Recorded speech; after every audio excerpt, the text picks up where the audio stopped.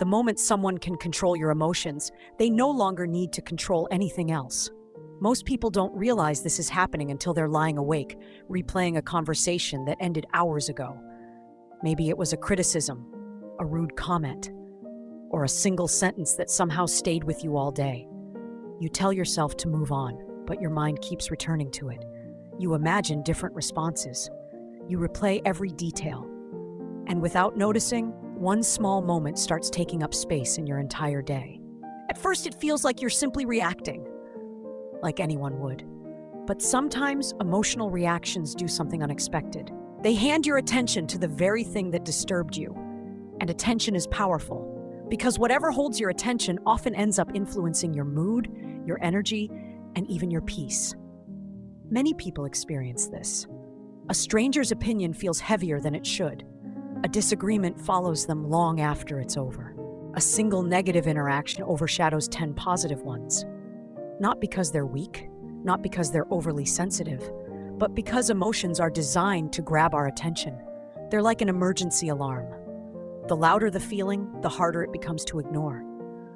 When something feels unfair, disrespectful, embarrassing, or threatening, your mind immediately treats it as important.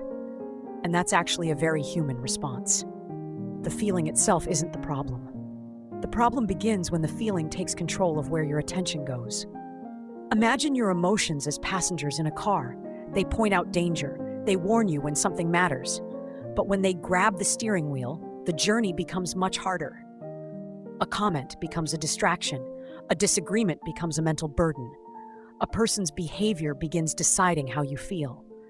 And little by little, your emotional state becomes connected to their actions. That's often how power shifts. Not through force, not through manipulation alone, but through attention. Because when someone occupies your thoughts for hours after they've left, they're still influencing your experience, even in their absence.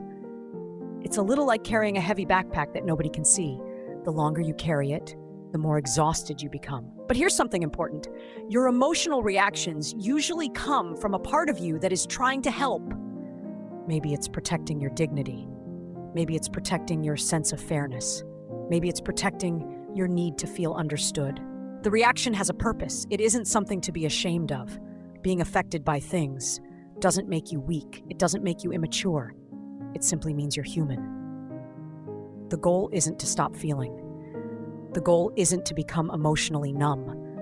The goal is learning that emotions can speak without making every decision for you. Because there's a quiet difference between feeling something deeply and being controlled by it. One keeps you connected to yourself. The other slowly hands your peace away. And sometimes the strongest response isn't a clever comeback. It isn't proving someone wrong. It isn't winning an argument.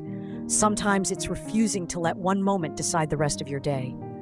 It's recognizing that not everything deserves your attention.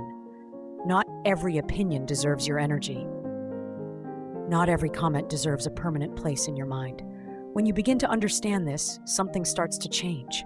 You realize your peace is valuable. Your attention is valuable. Your emotional energy is valuable. And you don't have to give those things away every time someone challenges them. You can feel hurt. You can feel angry. You can feel disappointed and still choose where your attention goes next. That choice may seem small, but it often changes everything. Because real strength isn't having no emotions. It's knowing that your emotions belong to you, and no one else gets to decide what happens with them.